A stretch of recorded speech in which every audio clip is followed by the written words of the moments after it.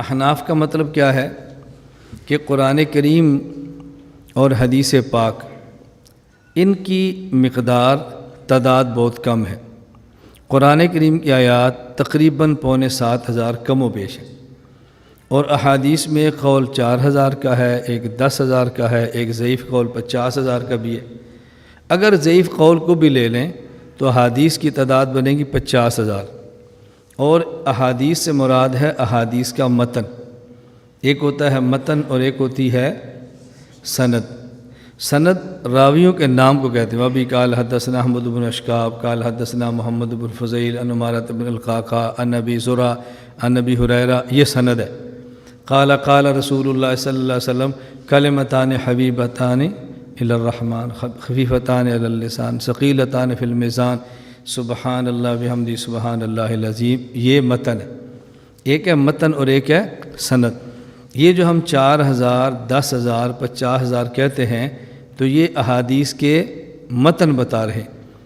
اب آپ کے ذہن میں سوال آئے گا کہ ہم کبھی پڑھتے نہیں فلاں امام 4 لاکھ حدیث کا حافظ ہے، فلاں 6 لاکھ کا حافظ ہے، فلاں 10 لاکھ کا حافظ ہے، تو 10 لاکھ 6 لاکھ 4 لاکھ کیسے بن گئی جب ہیں ہی 50,000؟ ہوتا ایسے ہے، جب ایک حدیث کے متن کو کئی راوی نقل کریں تو محدثین اس کو ایک حدیث نہیں کہتے، جتنے راوی نقل کرتے ہیں اس کو اتنی حدیثیں فرما دیتے ہیں۔ مثلا مسح الخفین کی حدیث کو اگر 70 صحابہ نقل کرتے ہیں تو محدثین یا فقہا فرمائیں گے کہ خفین اور موزے پر مسح کرنا 70 احادیث ثابت ہے، حالانکہ حدیث ایک ہے اور نقل کرنے والے 70 صحابہ ہوں۔ میں ایک مثال دے رہا ہوں۔ تو اس طرح کہتے ہیں 4 لاکھ حدیثیں ہیں، 10 لاکھ ہیں، جتنی بھی ہیں۔ آیات بہت کم ہیں اور احادیث بہت کم ہیں، اور مسائل اس امت کو قیامت تک کے لیے کروڑوں اربوں پیش آنے ہیں۔ اللہ رب العزت اگر اربوں مسائل کے لیے اربوں آیات اور احادیث دے دیتے تو نہ ہی کوئی پریس لکھ سکتا، نہ ہی کوئی سینہ محفوظ رکھ سکتا۔ تو اللہ پاک نے کرم یہ کیا کہ آیات اور احادیث تھوڑی دے دیں، اور ان آیات اور احادیث کے نیچے اربوں مسائل رکھ دیے، اور جب جس مسئلے کی حاجت ہوئی وہ مسئلہ نکال کر دینے کے لیے اللہ نے اس امت کو فقہا اور مجتہدین عطا فرما دیے ہیں۔ بالکل اسی طرح قیامت تک آنے والے فرد کی جو ضرورت ہے، پانی اللہ نے زمین میں رکھ دیا ہے، اگر یہ پانی زمین کے اوپر رکھتے تو سیلاب آتا، امت غرق ہو جاتی۔ قیامت تک آنے والے انجن کو جو پٹرول اور ڈیزل چاہیے اللہ نے زمین کے نیچے رکھ دیا ہے، اگر زمین پر رکھتے تو آگ لگ جاتی، اور اس کو نکال کے دینے والے اللہ پاک نے افراد پیدا فرما دی۔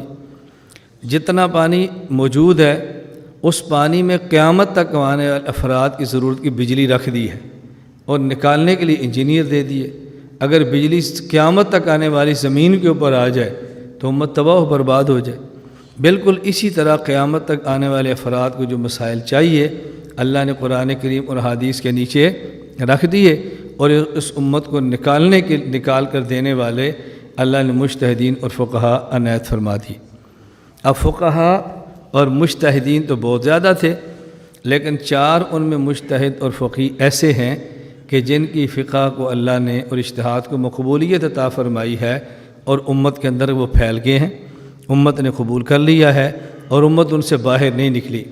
وہ ہیں امام اعظم ابو حنیفہ نعمان بن ثابت، حضرت امام محمد بن ادریس شافعی، حضرت امام مالک بن انس، امام محمد بن ادریس شافعی، اور امام احمد بن محمد بن حنبل، یہ 4 فقہا ہیں۔ اب ان میں سے ہر فقی آیت سے مسئلہ نکالتا ہے اور حدیث سے مسئلہ نکالتا ہے، اور بہت سارے مسائل میں ان کا باہمی اختلاف ہو جاتا ہے۔ ایک اور مسئلہ نکالتا ہے، دوسرا اور مسئلہ نکالتا ہے۔ اب ہم ان 4 فقہا میں سے جس امام اور فقیہ کے مسائل کو لیتے ہیں ان کا نام ہے امام اعظم ابو حنیفہ نعمان بن ثابت، اور جب ان کی طرف نسبت ہوتی ہے تو ہم خود کو حنفی بھی کہتے ہیں اور احناف بھی کہتے ہیں۔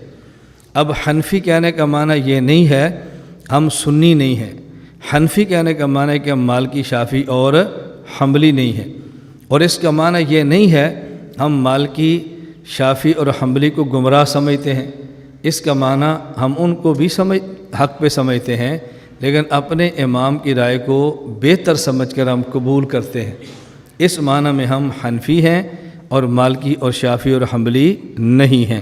یہ میں بڑے اختصار سے بات کہہ رہا ہوں، یہ دلائل آپ کے سامنے موجود ہوں گے، آپ دیکھتے رہیں، سنتے رہیں، یہ میں مختصر بات عرض کر رہا ہوں۔ تو حنفی ہونے کا معنی یہ نہیں کہ ہم سنی نہیں، حنفی ہونے کا معنی کہ ہم مالکی، شافعی اور حنبلی نہیں ہیں۔ تو یہ جو ہمارے 4 مسالے کے اختلاف ہے نا، اس اختلاف کی نوعیت کیا ہے؟ یہ راجح اور مرجوح کا اختلاف ہے، اولا اور خلاف اولا کا اختلاف ہے۔ یہ راجح اور مرجوح، اولا اور خلاف اولا کیا ہے؟ ہم اس کو کبھی نہ سمجھنے سے غلط فہمی کے اندر مبتلا ہوتے ہیں۔ راجح اور مرجوح کا معنی یہ نہیں ہے کہ آپ نے کر لیا تو بہتر ہے، نہ کیا تو ٹھیک ہے، یہ معنی نہیں ہے۔ کبھی اختلاف حلال اور حرام کا ہوگا لیکن ہم کہیں گے راجح اور مرجوح کا ہے۔ اختلاف طہارت اور نجاست کا ہوگا اور ہم کہیں گے اولا اور خلاف اولا کا ہے۔ توجہ سے بات سمجھنا آپ، یہ بہت اہم بات میں عرض کرنے لگوں۔ مثلا لڑکی بالغ ہو اور باکرہ ہو، والدین کی اجازت کے بغیر امام ابو حنیفہ کا نکاح کر لے تو حلال ہے اور امام شافعی کا نکاح کر لے تو حرام ہے۔ اب دیکھو حلال اور حرام بھی ہے، لیکن کہنا یہی ہے کہ دونوں فقہا کا اختلاف راجح اور مرجوح کا قول اور خلاف اولا کا ہے۔ اسی طرح اگر خون جسم سے نکلے اور ایسے عضو کی طرف بہہ پڑے جس کا وضو یا غسل میں دھونا ضروری ہے تو ہمارے ہاں اس سے وضو ٹوٹ جائے گا اور امام شافعی کے ہاں نہیں ٹوٹے گا۔ اب یہ اختلاف طہارت اور نجاست کا ہے، لیکن کہنا راجح مرجوح اولا خلاف اولا ہی ہے۔ اس کا مطلب کیا ہے؟ اس کا معنی یہ ہے کہ ہم نے باکرہ بالغہ کے بدون اذن الولی نکاح کو امام صاحب نے حلال کہا، امام شافعی نے حرام کہا۔ ہم ترجیح جانب حلت کو دیتے ہیں، شواف ترجیح جانب حرمت کو دیتے ہیں۔ اس کا معنی یہ نہیں ہے کہ کر لیا تو ٹھیک ہے، نہ کر لیا تو ٹھیک ہے، کر لیا تو بہتر ہے، نہ کر لیا تو بھی ٹھیک ہے۔ ہم کہتے ہیں اگر خون دم سائل، اگر خون نکلا اور ایسے عضو کی طرح بہہ پڑا جس کو وضو اور غسل میں دھونا ضروری ہے، یہ خون ناپاک ہے اور اس سے وضو ٹوٹ جائے گا۔ امام شافعی فرماتے ہیں نہیں ٹوٹے گا۔ یہ اولا خلاف اولا، راجح مرجوح کا خلاف ہے۔ اس کا مطلب کیا ہے کہ ہم ترجیح دیتے ہیں جانب نجاست کو اور وہ ترجیح دیتے ہیں جانب طہارت کو۔ ہمارے ہاں اولویت جانب نجاست کو ہے، ان کے اولویت جانب طہارت کو ہے۔ تو اولا خلاف اولا بھی ہوگا، طہارت اور نجاست کا اختلاف بھی ہوگا، راجح اور مرجوح بھی ہوگا، اور حلال اور حرام کا بھی اختلاف ہوگا۔ جب یہ سمجھ آئے گی نا، اب آپ کو اگلا مسئلہ سمجھ آئے گا۔ جب غیر مقلد رفع الیدین کرے اور ہم کہتے ہیں نہ کریں، تو ہم جب اولا خلاف اولا، راجح مرجوح فقہا کے اختلاف کو نہیں سمجھتے تو ہم کہتے ہیں کر لیا تو کیا فرق پڑا، یہ تو ہمارا اور امام شافعی کا اولا خلاف اولا کا اختلاف ہے، نہ کریں تو بہتر ہے، کر لیں تو بھی جائز ہے، کر لیں تو بہتر ہے، نہ کریں تو بہتر ہے، کر لیں تو جو بھی جائز ہے۔ یہ رفع الیدین، ترک رفع الیدین، یہ اولا خلاف اولا ہے۔ بھائی اولا خلاف اولا اور راجح مرجوح یہ صرف ترک و رفع کا مسئلہ نہیں ہے۔ میں آپ سے پوچھتا ہوں کہ ہمارے یہاں اگر کوئی آدمی ایک وتر پڑھے تو ادا ہو جائیں گے؟ بتاؤ اور اونچی آواز سے کو۔ اور امام شافعی کیا؟ یہ تو ہونے نہ ہونے کا اختلاف ہے۔ اب اگر کوئی بندہ ایک رکعت وتر پڑھے، کوئی جی ٹھیک ہے، یہ ہمارا امام شافعی سے اختلاف ہے، 3 پڑھے تو اولا ہے، نہ پڑھے تو بھی ٹھیک ہے۔ کوئی آپ کا بندہ ایک رکعت وتر پڑھ لے تو آپ فتویٰ دے دیں گے ہو جائے گا؟ بہتر تو نہیں ہے لیکن ہو جائے گا، آپ دیں گے فتویٰ؟ اب اولا خلاف اولا کدھر گیا؟ اب جب یہ مسئلے کی تنقید نہیں ہوتی، بجائے اس کے کہ ہم فن والے آدمی سے سمجھ لیتے، ہم فن والے آدمی پر اعتراض سٹیج پر بیٹھ کے کرتے ہیں، یہ رفع اور ترک کا اختلاف اولا خلاف اولا کا ہے، تم نے کیا اس کو جنگ بنا رکھا ہے، تم نے کیا جھگڑا ڈال رکھا ہے، یہ تو امام شافعی رفع الیدین کرے تو کیا فتویٰ دو گے؟ وہ ایک بطر پڑھیں تو کیا فتویٰ دو گے؟ بھئی مجتہد کا معاملہ اور ہوتا ہے، غیر مجتہد کا معاملہ اور ہوتا ہے۔ حضرت اکاڑوی رحمۃ اللہ علیہ فرمایا کرتے تھے، فرماتے ہیں وہ خود کو نبی کے مقام پر سمجھتے، جب آپ ان کی حدیث نہ مانیں تو وہ کہتے ہیں تم نبی کی بات نہیں مانتے، اور ہم انہیں امام شافعی کا درجہ دیتے، بھئی یہ کام انہوں نے کیا تو امام شافعی بھی تو کرتے ہیں، حالانکہ نہ وہ نبی ہیں اور نہ ہی مجتہد ہیں، وہ غیر مقلد ہے۔ انہوں نے خود کو نبی کا مقام دے رکھا ہے، تم نے مجتہد کا مقام دے رکھا ہے، نہ وہ نبی ہے نہ مجتہد ہے، بلکہ کون ہے؟ غیر مقلد ہے۔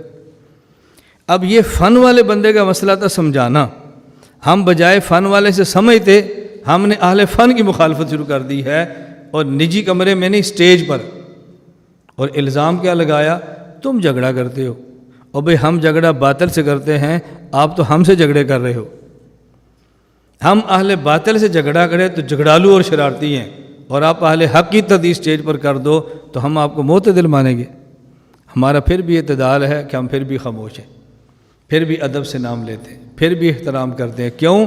ہم سمجھتے ہیں کہ بات آپ کو سمجھ نہیں آئی، جس دن آپ کو سمجھ آ جائے گی تو آپ تائید فرما دیں گے۔ بس اس سے بڑھ کر مجھے بتاؤ اعتدال کیا ہو سکتا ہے؟